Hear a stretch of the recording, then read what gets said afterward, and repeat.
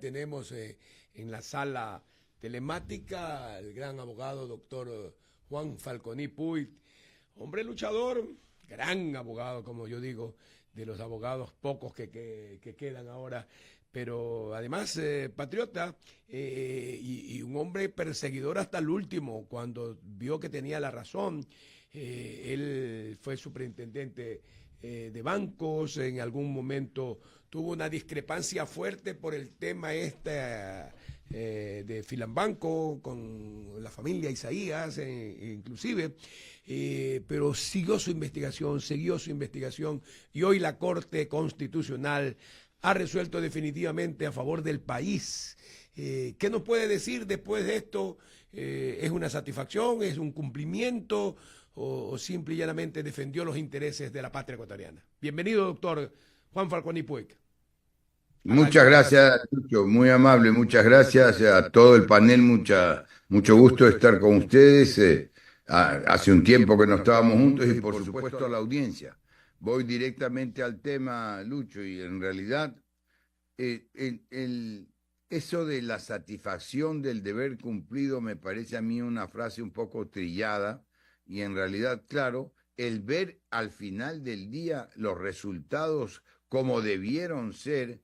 Eso sí es grato, porque hoy por hoy, cuando la justicia ecuatoriana está tan deteriorada y tan cuestionada, ¿verdad? Por todos lados, por aquí sale 30 jueces enjuiciados, por allá otros jueces acusados, por acá otros fiscales, son las noticias a diario. Y que haya habido una jueza, y yo sí creo que es justo recalcarlo, yo no tengo ninguna relación personal con esta jueza, pero me refiero a la jueza Carla Andrade de la Corte Constitucional, hay que destacarlo, porque un caso tan antiguo, tan conflictivo, tan complicado como este, es importante. Ya podríamos imaginar o suponer las presiones, todo tipo de presiones que le habrán puesto a la jueza Andrade y que lo ha superado todo para terminar al final dictando un fallo que favorece definitivamente a los intereses del Estado. Porque lo que estaba en juego, y usted menciona cuando todo esto se inicia, con base en una investigación que yo como superintendente de bancos ordené, porque tal vez hay que regresarse un poquito en el tiempo y recordar que la ley de la AGD fue expedida y creada expresamente para que se haga cargo de la quiebra de Filambanco. Y por supuesto, pues ahí se agregaron la quiebra de muchos otros bancos. Casi cayó en la mitad del sistema bancario ecuatoriano, ¿verdad? Había abusos, había lo que se denominó y se denomina créditos vinculados, era que se prestaban a sí mismos, a sus compañías, a ellos mismos, la plata de los depositantes. Y en el caso de Filambanco, todos estos manejos fueron tan turbios, tan fraudulentos, que, por ejemplo, se prestaban a sí mismos la plata de los depositantes a cero interés, sin pagar interés y a 7 años plazo. O sea, se usaban gratis el dinero de los depositantes que no podían hacer y por eso se abusó tanto con eso que cuando los depositantes quisieron sacar su dinero no lo tenían, ¿verdad? En el caso específico de Filambanco no lo tenían porque lo habían usado para sus propias compañías. Y como no les alcanzaba y no tenían liquidez, hicieron un préstamo al Banco Central del Ecuador y el Banco Central les prestó un préstamo de liquidez. Ya no da esos préstamos el Banco Central desde la dolarización, pero esto se llamaba préstamo de liquidez porque el banco no tenía líquido. ¿Por qué es esto? Porque obviamente un banco, cualquier banco, parte del supuesto que no todos sus depositantes, todos juntos al mismo tiempo, le van a retirar la totalidad de sus depósitos. Pero eso es lo que pasa cuando hay un pánico bancario. Entonces le retiraron, tuvo que prestarle dinero al Banco Central para devolver a los depositantes. pero en lugar de devolver totalmente ese préstamo del Banco Central a los depositantes ecuatorianos, mandaron una parte, 107 millones de dólares de esa época. Mire que estamos hablando, año 98, 99, mandaron esa plata, la enviaron a Panamá para que Filambanco Trust, que era un banco extranjero, que es que al final del día era de ellos también, pero era un banco extranjero con domicilio en Panamá, pueda devolver depósitos. El Banco Central del Ecuador no tiene que financiar, y en eso consistió algo del peculado, porque el Banco Central no tiene que además de que en esos contratos de préstamos que daba el Banco Central, había una cláusula específica que no le podían dar unos fines distintos a los préstamos del Banco Central. Fines distintos, ¿por qué? Porque el Banco Central estaba para financiar a las entidades bancarias ecuatorianas, no a las del exterior. Entonces, todo esto había que investigarlo y se lo investigó por orden mía. Existía una orden de investigar y en esa orden de investigar nunca se cumplió, nunca se le hizo efectiva.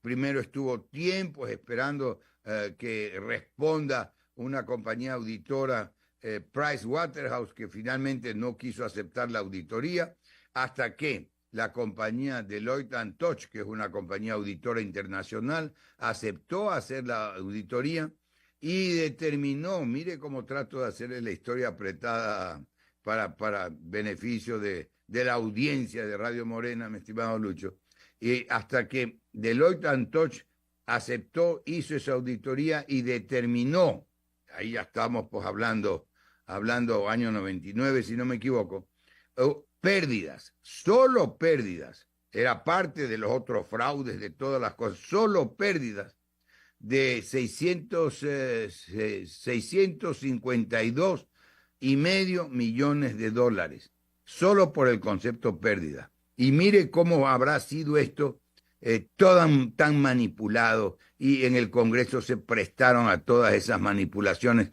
al haber creado la ley del AGD.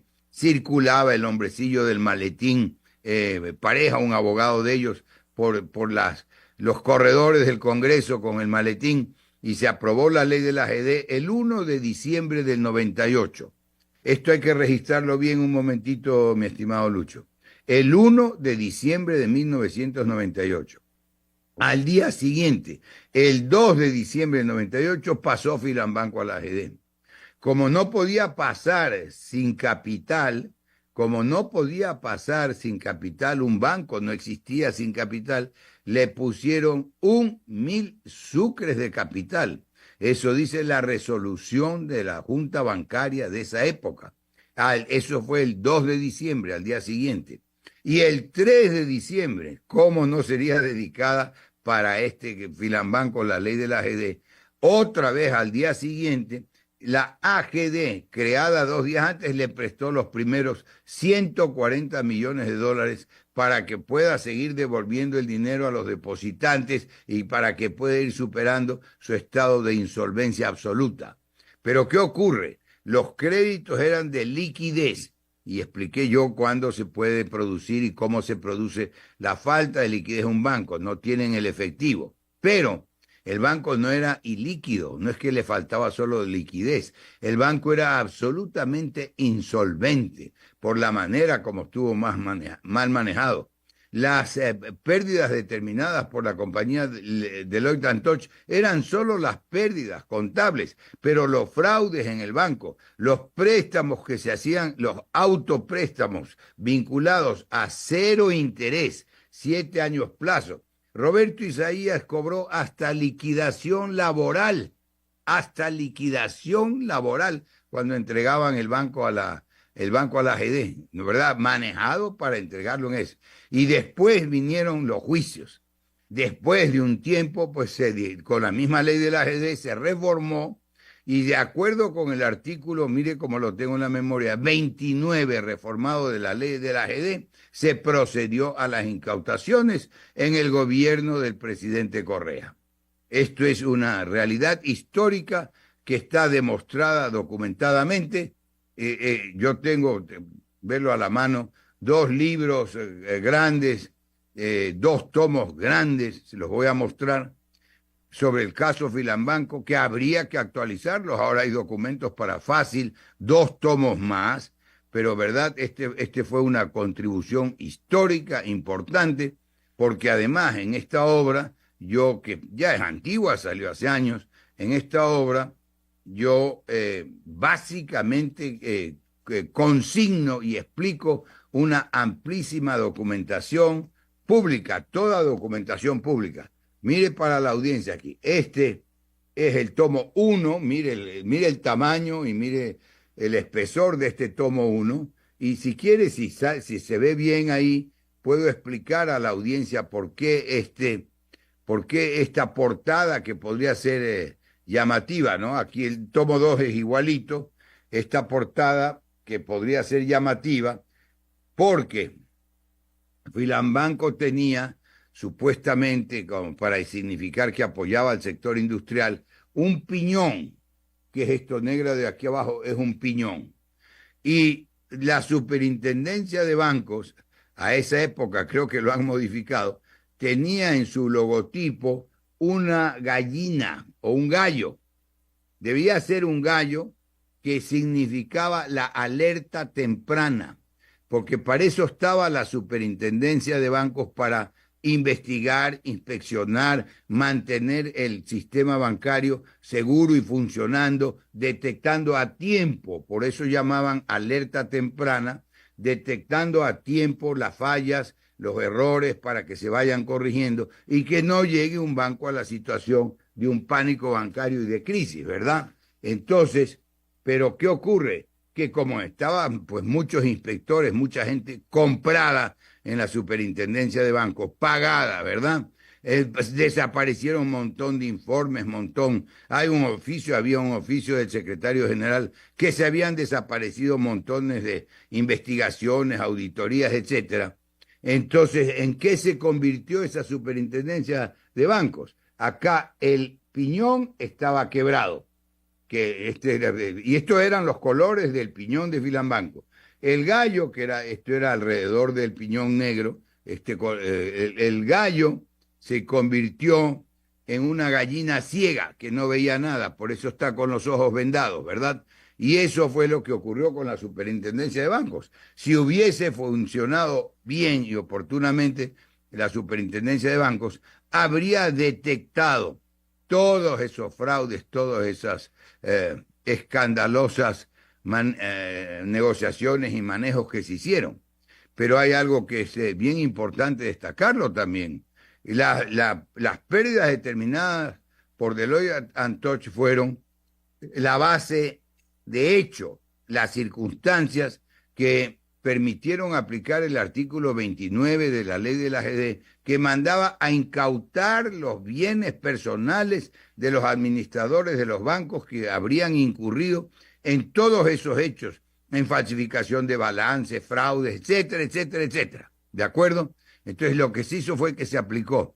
Pero eso, y cuando se ordenó la incautación en julio del 2008 por ahí, eso apenas eran las pérdidas, pero todo el costo de los fraudes que se cometieron en Filambanco, he dado un ejemplo, eso de los créditos vinculados, eran más de 200 millones de dólares, casi 300, etcétera, etcétera. En esos libros hay cuadros de lo que era a la época el escándalo, todo el fraude en general, sin contar intereses, o poniéndole la tasa pues mínima de intereses, que son obligaciones de dinero que generan intereses, debe ser, alguien decía el otro día, 6.000, 8.000 millones de dólares, menos de 5.000 millones de dólares no eran en todo caso. Entonces es un fraude escandaloso de nivel continental y solo se le pudo poner algo de orden y ya vamos acercando, para hacer una apretada síntesis, que es lo que he pretendido hacer, Lucho, vamos acercando al final, a poner algo de orden, de moral en el sistema, porque Roberto Isaías particularmente, se había cebado en la moral y la economía de la República. Ya solo le faltó, después que le devolvieron los bienes, ya solo le faltó que a reclamar que le hagan un monumento. Se presentaba como víctima.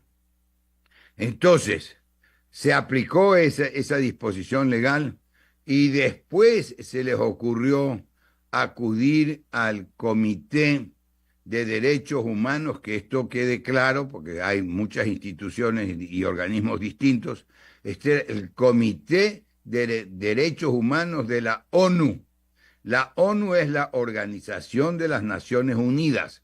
Para beneficio de toda la audiencia trato de ser explícito, trato de ser claro. Y ese Comité de Derechos Humanos de la ONU terminó reconociendo efectivamente el dictamen, lo tengo aquí a la mano y está a disposición de quien sea, está aquí el dictamen del Comité de Derechos Humanos de la ONU, ¿verdad? El dictamen está aquí y el dictamen prácticamente reconoce la validez del juicio penal, el juicio que se le siguió por peculado, y sin embargo por allá después consiguieron en la Corte Nacional consiguieron un recurso de revisión absolutamente improcedente, practicando pruebas nuevas cuando el recurso de revisión lo que permite es que se valoren pruebas que existían y no estaban incorporadas al proceso, etcétera, no fraguando pruebas nuevas para tratar de desvirtuar las anteriores y las originales. Ay, aquí se echó, pero todos los horrores jurídicos que se imaginen. El comité no, dame un poquito más luz, el comité no dice sobre el proceso penal que se le siguió, y esto es importante porque aquí sí lo escondieron para que lo habría tenido presente la Corte Nacional cuando les declaró para solo los efectos penales un recurso de revisión, y eso lo usaron para otros efectos migratorios en Estados Unidos. Pero, ¿qué dice el comité, por ejemplo, en una parte pertinente? Qué pena, tal vez lo podríamos haber puesto o enviado antes, lo ofrezco en cualquier momento, con todo gusto, Lucho, para que ustedes lo tengan ahí, lo puedan exhibir. En el presente caso, el comité considera que la emisión del mandato constituyente 13, que prohibió de manera expresa la interpretación de acción de amparo constitucional u otra de carácter especial contra las resoluciones de la AGD, incluyó la instrucción de destituir sin perjuicio de responsabilidad penal a que hubiere lugar a los jueces. Esto es exactamente lo que dice, que abocaran conocimiento de este tipo de acciones. Claro. ¿Qué es lo que ocurre? El mandato 13, que lo tengo también aquí a la mano, ¿qué es lo que ocurre? El mandato 13 se llamó mandato 13, la constituyente de Montecristi, que terminó aprobando la constitución vigente del 2008, en octubre del 2008, y que trabajó en Montecristi, por eso también se la conoce como la constituyente de Montecristi, dictó un mandato 13 que ya cansados, total, se estaba representando a todo el pueblo ecuatoriano, por eso era la constituyente. Una constituyente que se votó porque el pueblo dijo que sí quería una nueva constitución. Una constituyente que se elaboró cuando después de esa decisión del pueblo se eligieron los diputados a la constituyente. Y una constituyente que cuando estuvo redactada la constitución fue otra vez, cosa que nunca antes se había hecho, eso era una doble legitimidad, fue otra vez al pueblo para que se pronuncie ya sobre todo el texto aprobado. Cuando empezó a trabajar no se podía paralizar el país, entonces la constituyente dictó una serie de disposiciones legales en distintos temas y los fue numerando, mandato 13, mandato 12, mandato 10, mandato 5, etcétera, según la materia. Y aquí en el mandato 13 estableció esto, pues, cansados y hartos de la corrupción, porque al juez o al funcionario que se le ponía por delante lo compraban, ¿sí me explico? Entonces, pero esto era temporal y podían ir a la justicia normal, ordinaria, por las vías ordinarias. Lo que esto limitaba eran acciones especiales para que la orden de incautación no la tiren abajo a la semana siguiente con un juez corrupto cualquiera, ¿verdad? Esa es la historia del mandato 13. Y el mandato 13, que esto es importante también destacarlo, el mandato 13, ¿cómo explica el propio, porque aquí hay cosas que simplemente se ocultaron, se invocaron en las sentencias, que ya voy a llegar a eso, se invocaron en las sentencias, pero distorsionando la realidad. En el mandato 13, perdón, en el fallo del comité, que no es un fallo, es un dictamen del Comité de Derechos Humanos, donde se decía esto que acabo de anotar del mandato 13, se edita otro comité que es general. Este es la selección de decisiones del Comité de Derechos Humanos, del mismo Comité de Derechos Humanos de la ONU. Mire que ahí se ve clarito que está el emblema, el icono de la ONU, ¿verdad? Muy bien. ¿Qué se dice en este documento? Esto es importante, Lucho, que quede claro para toda la audiencia. En este documento se dice, no estará de más señalar que el comité no es ni un tribunal, ni un órgano con un mandato cuasi judicial, como el órgano creado en virtud de un instrumento regional de derechos humanos, es decir, el Tribunal Europeo de Derechos Humanos. Está comparando.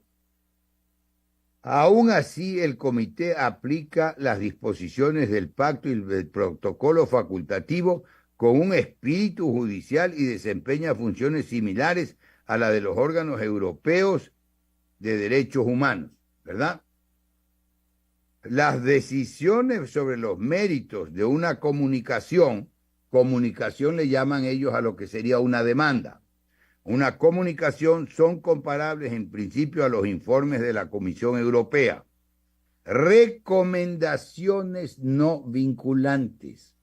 Repito, Lucho, recomendaciones no vinculantes. Entonces, lo que dijo el comité, que después ya llego ya mismo a eso, lo que dijo el comité fue cambiado, distorsionado, aplicado de una manera perversamente tergiversada,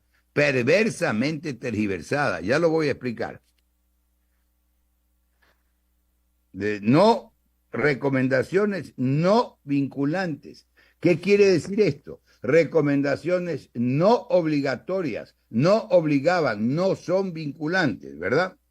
Sin embargo, los dos sistemas difieren en que el protocolo facultativo no prevé explícitamente solución amigable entre las partes y, lo que es más importante, en que el comité no tiene el poder de emitir decisiones vinculantes, como el Tribunal Europeo de Derechos Humanos.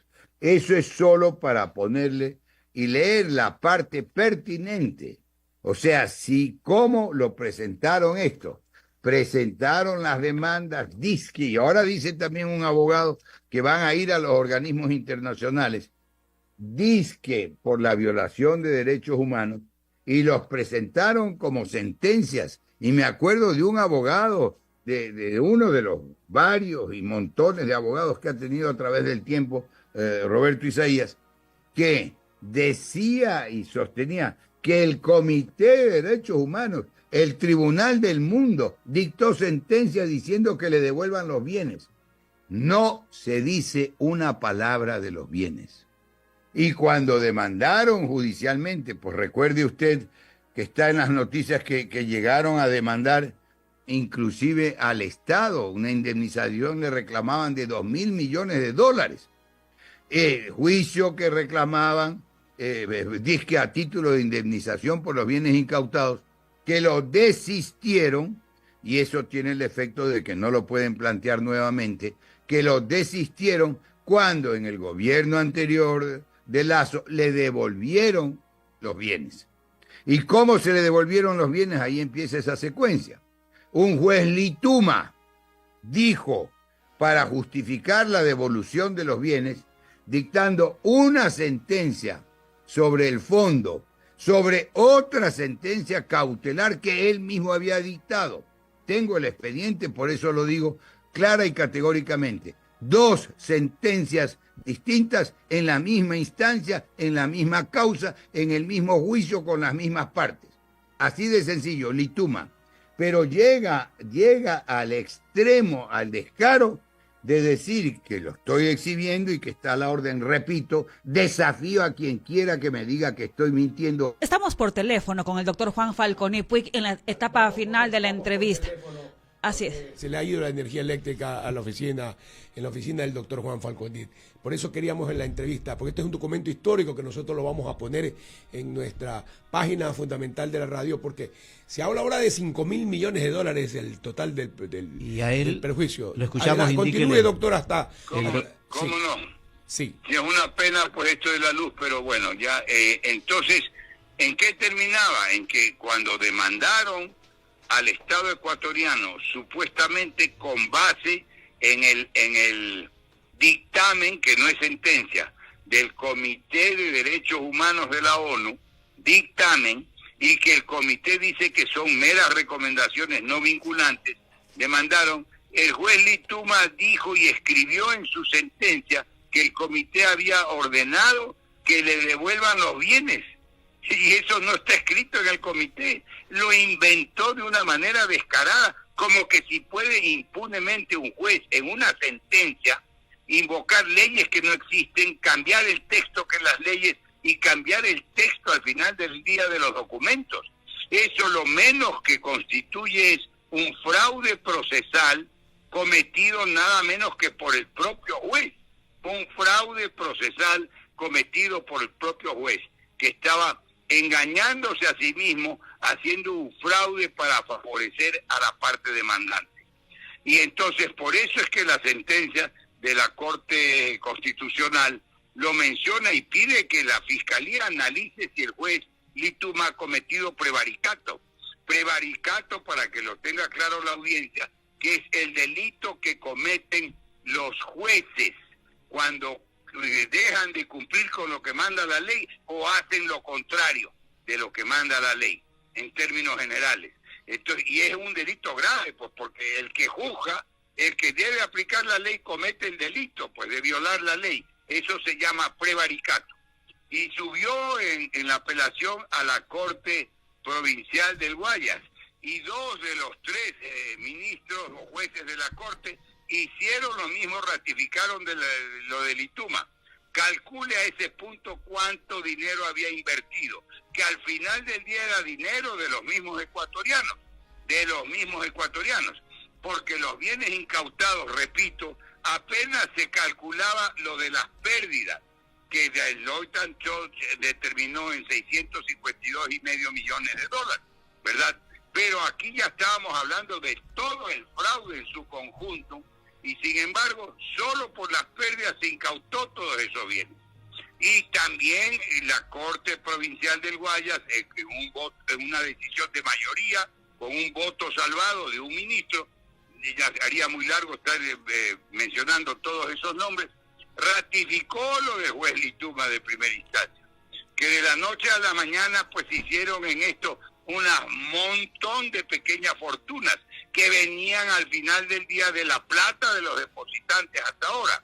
Y llegamos ante una jueza de la Corte Constitucional que con una entereza, que con una formación digna de mencionarse, y repito, yo no la conozco, no tengo trato personal con ella, pero así como señalamos a los jueces pícaros, a los jueces sinvergüenzas, a los jueces que no hacen bien ni pronto la justicia, debemos destacar a los jueces que sí son honestos, que sí son expeditos y que tienen en casos como este el coraje de fallar de acuerdo, porque eso es lo que tienen que hacer los jueces, fallar de acuerdo a lo que dice la ley y a lo que consta de las tablas procesales. Y no había en las tablas procesales, en las evidencias, no había texto alguno que diga el comité que le devuelvan los bienes. Esa es más o menos la historia donde una apretada síntesis. ¿Cuánto vale todo el tema? ¿Cuánta gente sufrió en el feriado bancario? Y esto es típico de ellos, porque valga la oportunidad, típico de las fechorías de alguna gente, de atribuirle sus propias fechorías precisamente a quienes lo investigan. Porque ahí mandan a todos esos testaferros, a todos esos asalariados, a esos disque periodiqueros, comadrejas, los mandan a insultarme, a decirme que yo soy el autor del feriado bancario.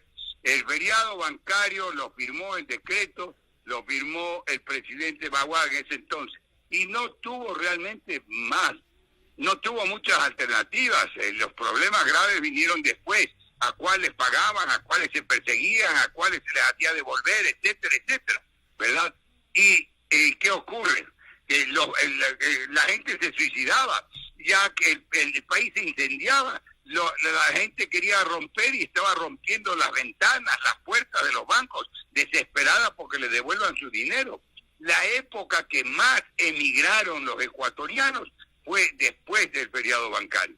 Pero el feriado bancario obviamente no lo causó el gobierno de ese entonces. El feriado bancario lo causaron los banqueros que se robaron la plata de los depositantes, que se la prestaron a sí mismos a cero interés y a 7 años plazo, que se las llevaron al exterior para financiar sus bancos del exterior. Ese fue el problema. ¿Sí me explico? Y finalmente se ha hecho algo de luz. Se ha hecho algo de luz porque lo que hace la sentencia, pero ha habido una jueza con la entereza para ello, lo que hace la sentencia es recoger la realidad de los hechos. Y sin embargo de eso, hay votos, hay 2 o 3 votos concurrentes.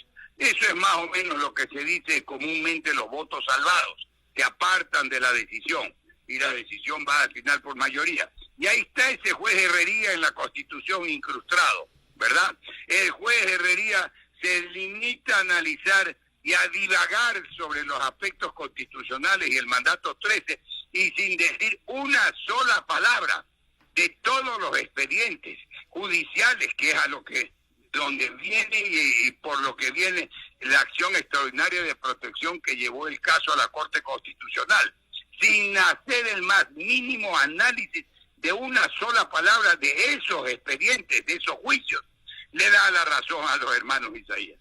Que esto quede claro para la historia también. El juez Herrería de la Corte. Obviamente tengo la ponencia escrita, aquí la podemos mostrar también, pero pues es difícil leer los documentos nada más que mostrarlos ante la pantalla, ¿verdad? Pero la ponencia, aquí está, no estamos en la pantalla ahorita, por la luz, pero la ponencia obviamente que la tenemos aquí en nuestro poder, mi estimado Lucho y mis amigos de Radio Morena y la audiencia de Radio Morena. Así que esa es la síntesis. Bueno, doctor, muchas gracias. Es una verdad histórica de un comentado perjuicio al pueblo ecuatoriano en una situación que la Corte Constitucional determina finalmente cuál es la resolución, y la resolución es que no se devuelven los bienes, se intenta recuperar, aunque han devuelto algunos. Ahora habrá que ver qué devolvieron, qué no devolvieron, cómo queda sin efecto esas ventas de bienes inmuebles o muebles que de una u otra manera podrían haber habido. En todo caso, es una verdad histórica que no se la puede negar. Así es, Lucho, pero hay algo que destacar que usted anota ahorita en esta parte final y con eso terminamos. Como ya sabían que esto podía ocurrir y por eso es que han financiado infinidad de campañas y de ataques cobardes y rastreros al presidente Correa y a todas las personas que estuvieron involucradas en la incautación, ¿verdad? Igual también con la misma plata de los depositantes. Ya de esos bienes que recuperaron ya han transferido muchos, han formado fideicomisos para meter esos bienes en fideicomisos y tratar de evadir la acción de la justicia. Pues que quede claro que todo eso tiene que ser reversado, todo eso tiene que ser regresado. Ahí esos bienes, lo mínimo que hay es una acción pauliana, se la conoce, todas esas ventas que hicieron apresuradas de los bienes que le devolvieron, tienen que regresar. Todos esos bienes tienen que regresar al Estado ecuatoriano. Ni aún los fideicomisos se salvan, porque el fideicomiso también tiene sus excepciones. Claro. ¿No? Ya. Así es, no tiene por qué estar separado el fideicomiso. Bueno, todos muchas los gracias. bienes tienen que ser devueltos. Llame, estimado Lucho. Muchas gracias, doctor. Sobre todo a la audiencia y a todo el equipo ahí de Radio Morena.